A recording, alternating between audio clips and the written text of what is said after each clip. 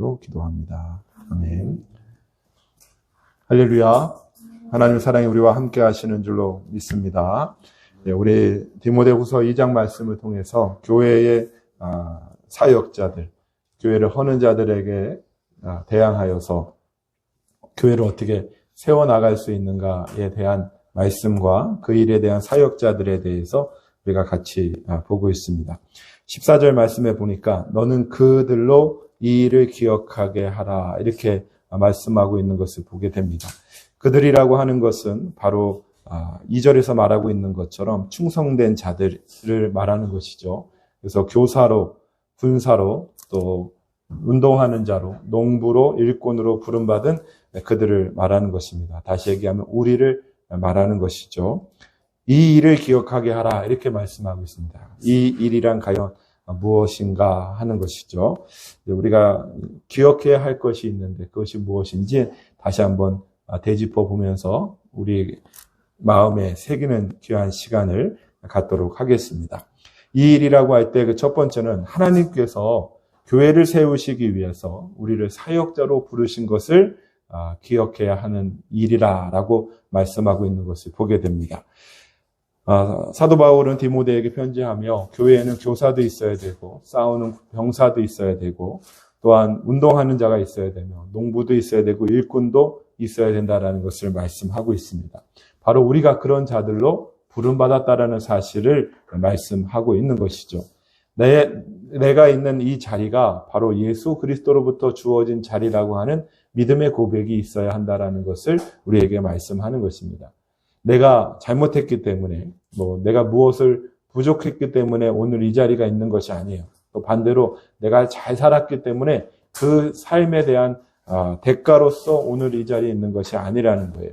근본적으로 그리스도 예수께서 허락하시지 않는다면 우리는 우리가 사는 이 자리에 살 수도 없고 우리가 만나는 사람들도 만날 수 없다라는 것을 우리는 고백할 수밖에 없다라는 것입니다. 그러므로 우리는 매일 그리스도께서 있으라고 한 자리에 내가 있다라고 하는 이 인식이 있어야 되는 거예요. 그럴 때 내가 감사할 수 있는 것이죠. 주님이 나에게 이 자리를 허락해 주셨으니 감사한 것이죠.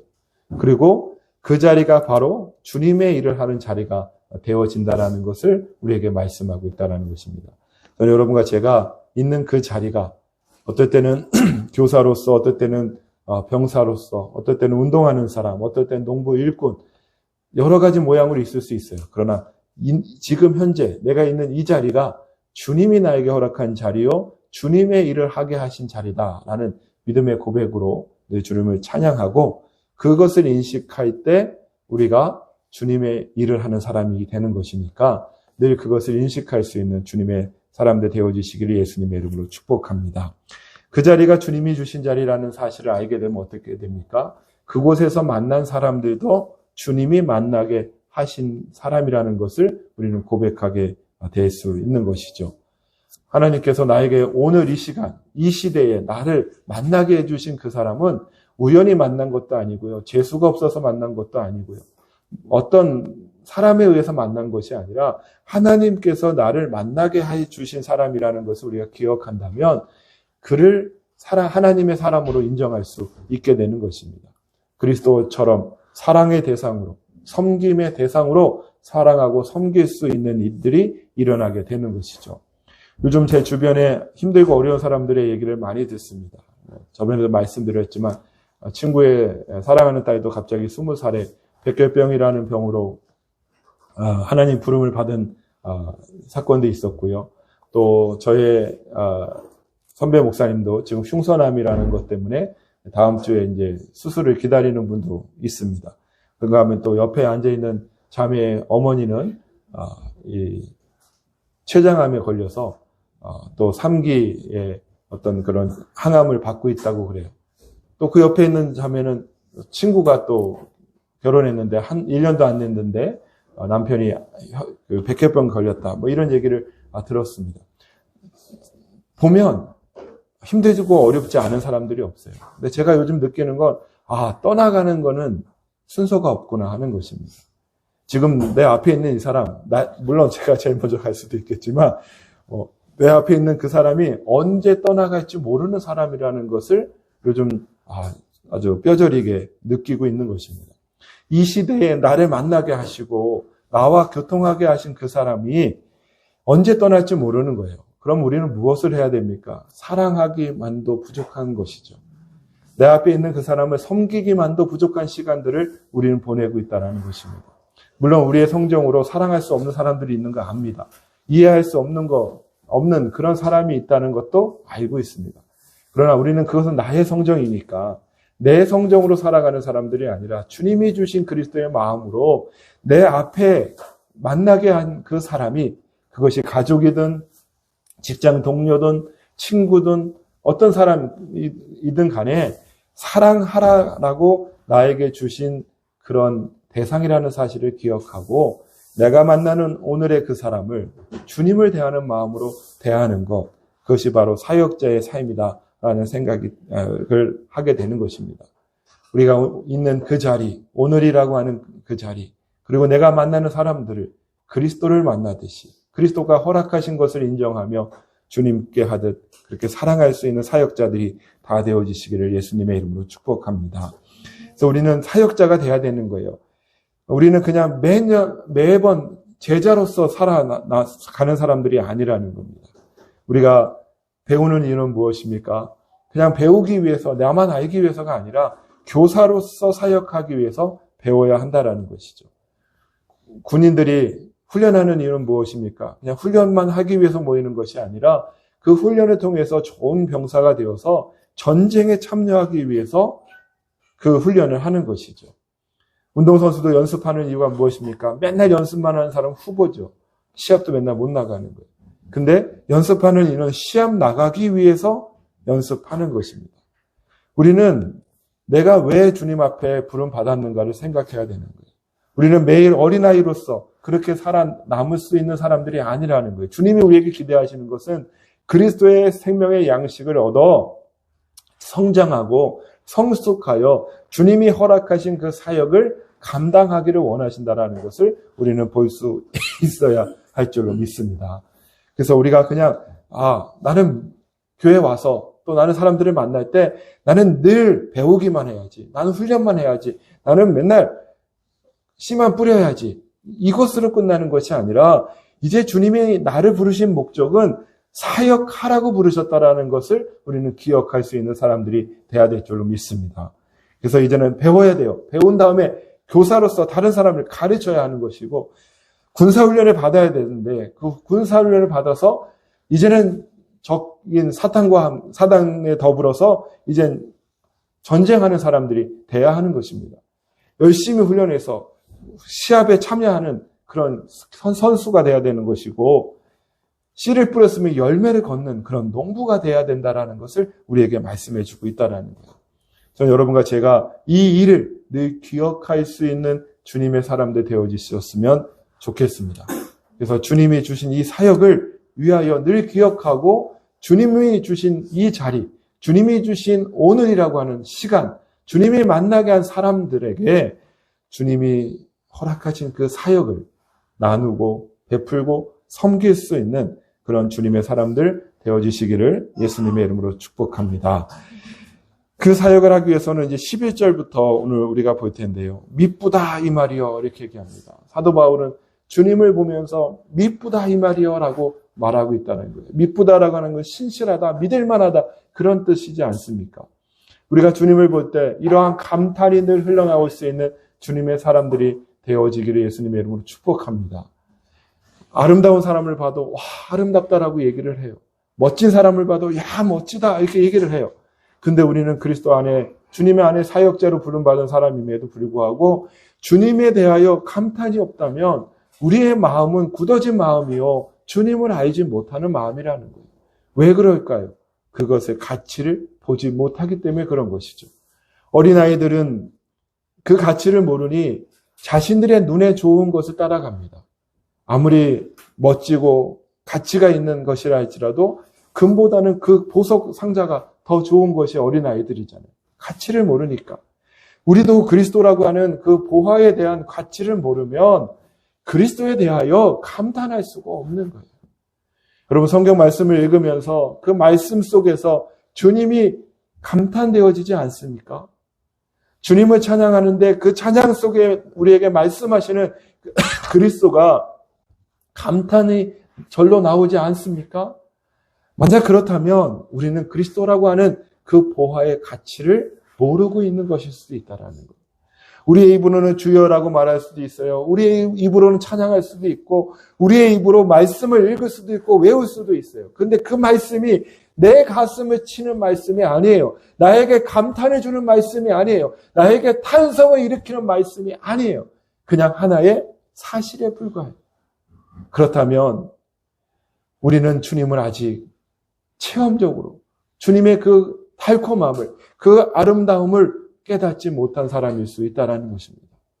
저는 여러분과 제가 정말 그리스도 예수의 그 달콤함에 그 너무 그 아름다움에 우리가 마음을 빼앗기고 우리의 모든 것을 다 드려도 아깝지 않은 그런 주님의 사람들 되어주시기를 예수님의 이름으로 축복합니다.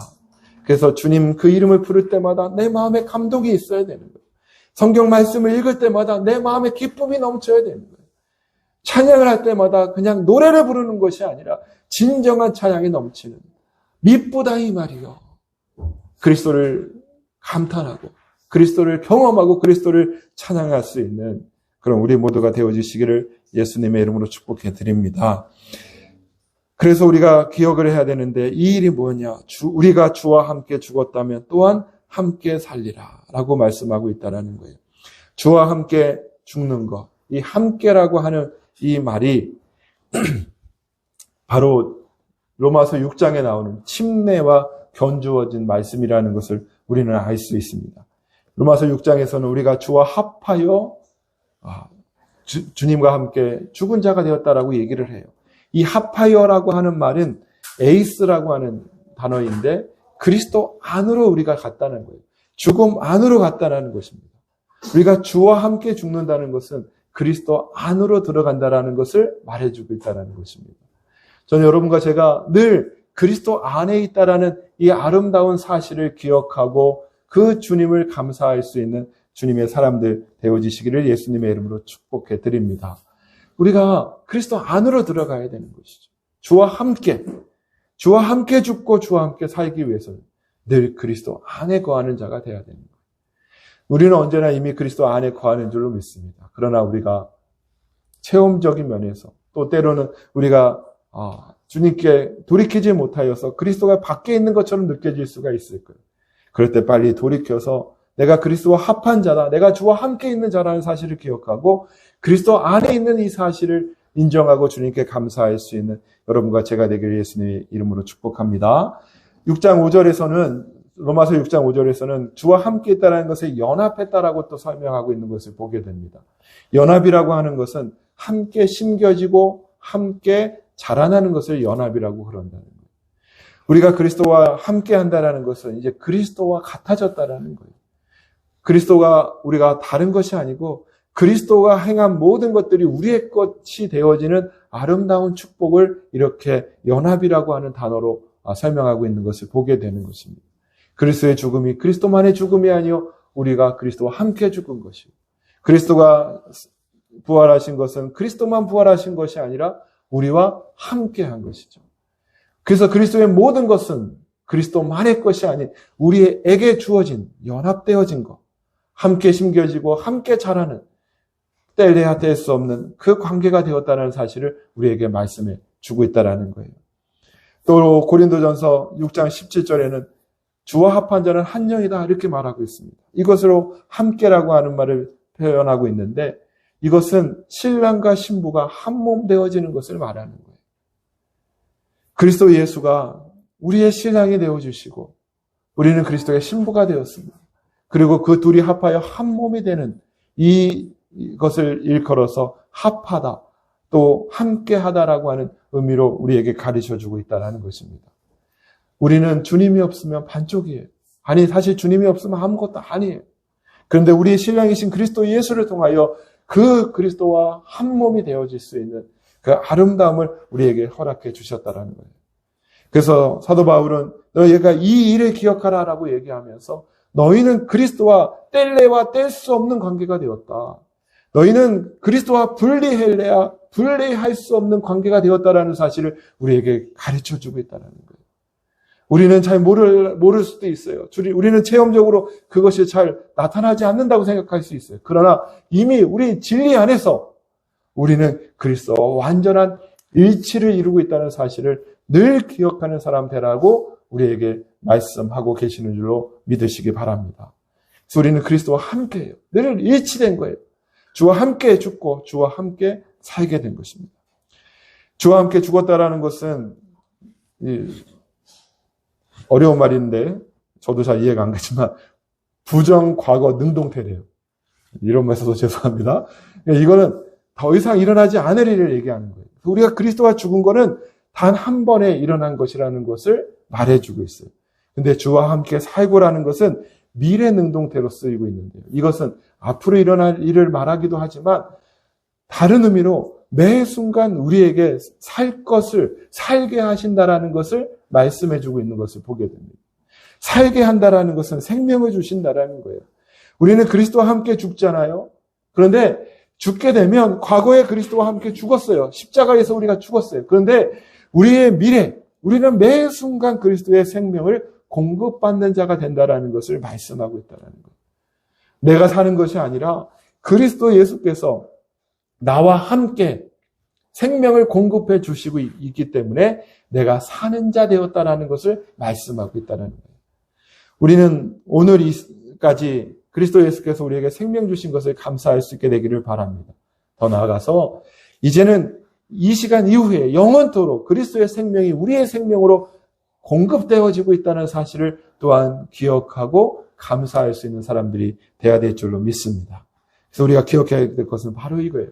그리스도와 함께 죽고 그리스도와 함께 영원한 생명을 누린다는 사실을 우리는 늘 기억할 수 있는 주님의 사람들이 되어야 될 줄로 믿습니다. 또 12절에서 우리가 기억해야 될 것을 말하는데 참으면 또한 함께 왕노릇할 것이다 라고 이야기하고 있습니다. 이 참으면이라고 하는 말이 휘포메노멘이라고 해요. 휘포라고 하는 건 뭐뭐 아래에 있다라는 것이고 메노멘이라고 하면 머물다 남다라는 거예요. 참는 게 이제 무슨 뜻인지 알 것 같죠. 어디 아래에 머물러 있는 것이 참는 거예요. 우리는 세상의 권위에 머물러 있으면 세상 권위에 참는 것이죠. 그런데 우리는 세상 권위에 머물러 있는 것이 아니라 그리스도 아래에 머물러 있는 사람 되어진 것을 감사하는 주님의 사람들이 되어야 될 줄로 믿습니다. 그리스도 아래에 머물러 있어야 그리스도의 인내가 우리의 인내가 되는 것입니다. 주님의 참음은 어떤 참음이었습니까? 오래 참으신 참음이요. 죽음까지도 참으신 참음이었다라는 거예요. 그 그리스도의 참음이 우리 안에 있을 때 우리가 그리스도와 함께 왕노릇하는 그 은혜가 있다라는 것을 말씀해 주고 있는 것이죠. 나의 참음으로 참으면 한계가 있더라고요. 어떤 사람은 3번 참는데 그래서 그 사람이 나한테 실수하는 거 3번 참아주고 그 다음부터는 자기를 막 나간다. 정말 그런 사람 봤어요. 3번 딱 참고 그렇게 하더라고요. 저는 중요한 거 대단한 문제에서는 잘 참고요. 아주 작은 거에 참지 못하는 아주 달란트가 있어요. 그래서 남들은 저 사람 왜 저러지? 뭐 그러는 거죠. 대단한 일이 아닌데 짜장면인데 거기에 뭡니까? 단무지가 나왔는데 단무지 모양이 이상하다. 뭐 이런 데 흥분하는 스타일이에요. 그러니까 사람마다 스타일이 틀린 거죠. 제가 제 방에 있는 컴퓨터가 갑자기 어느 날 푹 하고 나갔어요. 왜 그런가 봤더니 그 컴퓨터를 켜게 하는 그 용량이 작은 용량인데 다른 센 전기가 들어오니까 걔가 참지 못하고 터져버린 거예요. 우리는 우리의 어떠함으로 참는 자가 되어서는 안 된다라는 것을 말씀드리고 싶은 거예요. 그리스도의 참음. 그 그리스도의 참음이 와야 어떠한 세상 것들이라도 참아낼 수 있는 은혜가 있다라는 것입니다. 그러기 위해서는 어떻게 해야 되느냐? 그리스도 안에 머물러야 한다라는 거예요. 그리스도 아래 머물러야 되는 거예요. 그리스도 아래 머물러 그리스도의 인성이 우리의 인성이 되고 그리스도의 속성이 우리의 속성이 되어지는 은혜가 있을 때 우리는 그리스도와 함께 참는 자가 되고 그리스도와 함께 왕권을 받는 자가 되어진다라는 것을 말씀하고 있는 줄로 믿으시기 바랍니다. 저는 여러분과 제가 진짜 우리의 힘으로 참고 우리의 힘으로 살아가는 자가 아니라 그리스도의 참음으로 살아갈 수 있는 주님의 사람들 되어지시기를 예수님의 이름으로 축복합니다. 제가 아는 어떤 목사님이 있는데요. 이분 너무 착하세요. 너무 순둥이세요. 근데 어떤 그분의 있었던 일을 듣고 깜짝 놀랐어요. 어떤 시골에서 이제 군 지역 단위에서 목회를 하시는데 그 목사님들하고 함께 조기 축구를 하시나 봐요. 근데 거기 이단이라고 불리는 어떤 그 목회자도 같이 축구하겠다니까 껴줬나 봐요. 그랬더니 이 사람이 자꾸 이제 시비를 건 거죠. 그렇게 공차하면 안 되고, 그렇게 패스하면 안 되고, 그렇게 하면 안 된다고 막 얘기한 거예요. 그러니까 이분이 정말 순한 분인데 참에 한계가 있으신 거죠. 그러니 갑자기 일어나더니 이 열아들 새끼야!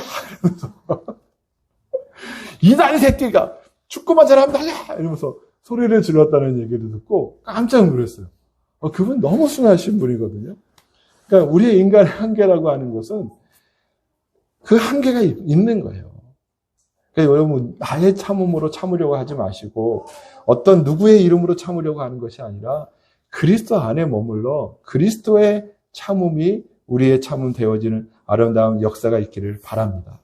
우리는 그 참음에 참기만 하면 그리스도께서는 우리와 함께 왕 노릇하셔서 우리를 왕으로 인정하시고 함께 다스리는 역사를 우리에게 허락하여 주실 줄로 믿습니다. 사도 바울은 이것을 기억하라 라고 말씀하고 있는 거죠. 또한 12절에 보니까 우리가 주를 부인하면 주도 우리를 부인할 것이다 라고 얘기하고 있습니다. 주를 부인하는 것은 바로 거절하는 거예요. 주를 거절하는 겁니다. 주를 거부하는 것입니다. 아무리 좋은 것이에요. 그리스도가 아무리 아름답고 아무리 매혹적인 분이라고 할지라도 본인이 그것을 거절하면 받을 수가 없는 것이죠. 우리가 흔히 하는 말 중에 평안감사도 제 싫으면 그만이다 그러잖아요. 한양 다음에 큰 게 평양이니까 평안도니까 그 평안도 감사하는 것은 너무도 그 관직에 있는 사람들은 원하는 직이라는 거죠. 그러나 아무리 그것을 준다 할지라도 본인이 싫으면 그건 어쩔 수 없다라는 것이죠. 우리가 주를 부인하잖아요. 그러면 아무리 주님이 우리에게 생명이 되시고자 하셔도 우리의 생명이 될 수 없다는 거예요. 아무리 우리가 주님이 우리에게 축복하시려고 하셔도 그 축복을 받을 수 없다는 겁니다. 저는 여러분과 제가 주를 부인하는 자가 아니라 로마서 10장 10절에 있는 것처럼 주를 시인하는 주님의 사람들 되어지시기를 바랍니다. 사람이 마음으로 믿어 의에 이르고 입으로 시인하여 구원에 이르느니라. 주를 시인할 수 있고 그래서 구원을 얻을 수 있는 주님의 사람들 되어지시기를 예수님의 이름으로 축복합니다. 시인하다라고 하는 말은 같은 것을, 동일한 것을 말하다는 것을 말하고 있어요. 시인한다라는 것은 그럼 무엇입니까?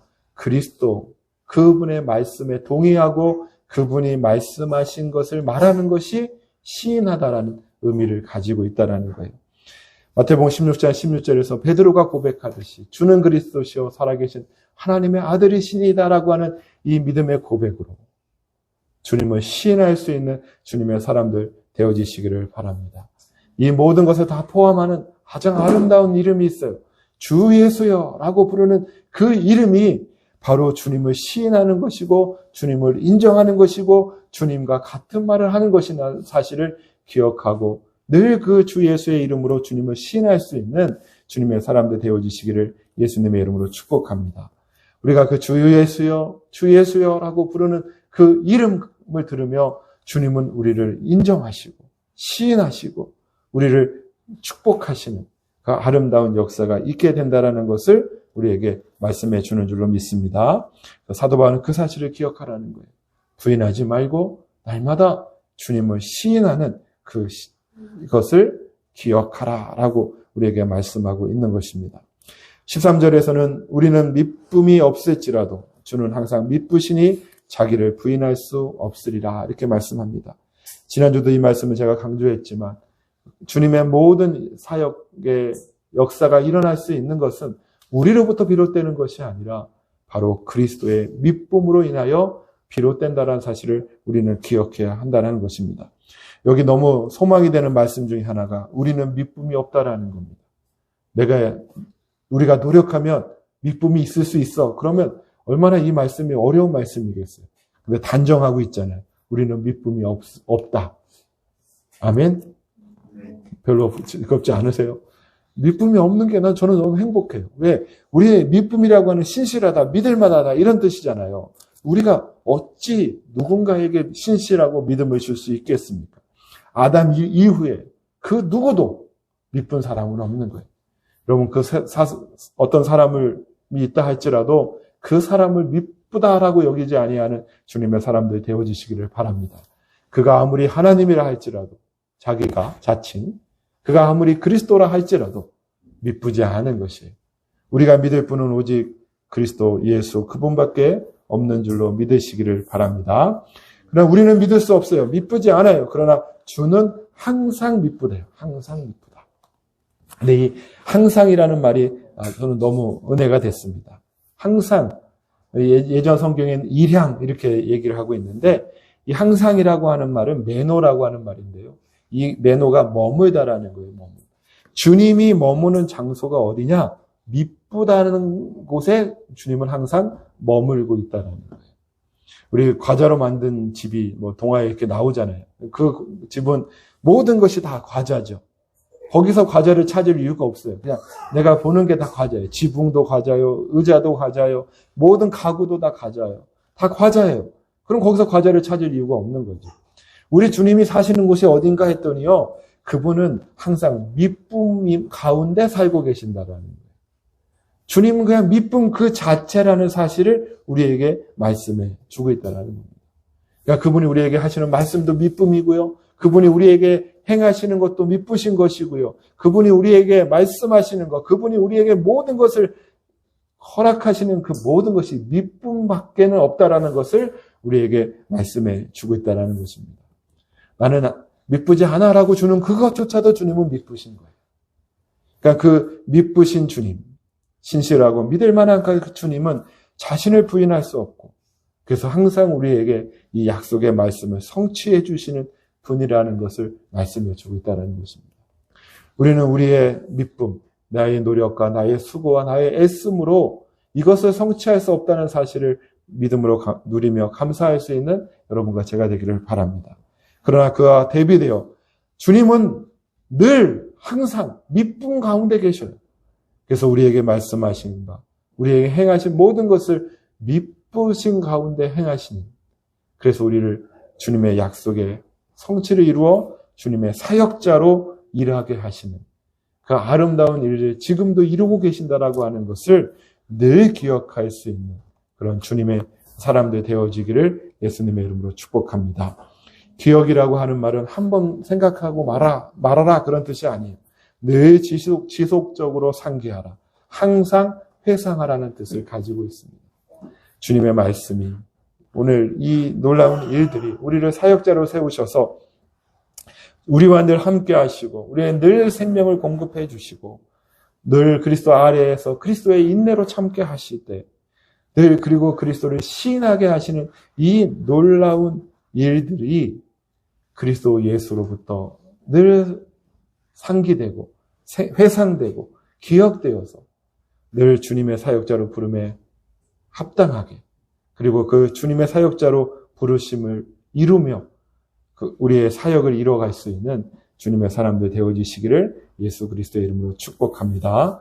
오늘 우리 예배 후에 또 그냥 교통의 시간에서도 이렇게 때로는 교사로, 때로는 병사로, 때로는 운동하는 자로, 때로는 농부와 일꾼으로 서로가 서로에게 사역하고 그리스도를 공급하고 그리스도의 충만으로 가득 채워질 수 있는 그런 복된 하루 또 한 주간 되어지시기를 예수 그리스도의 이름으로 축복합니다.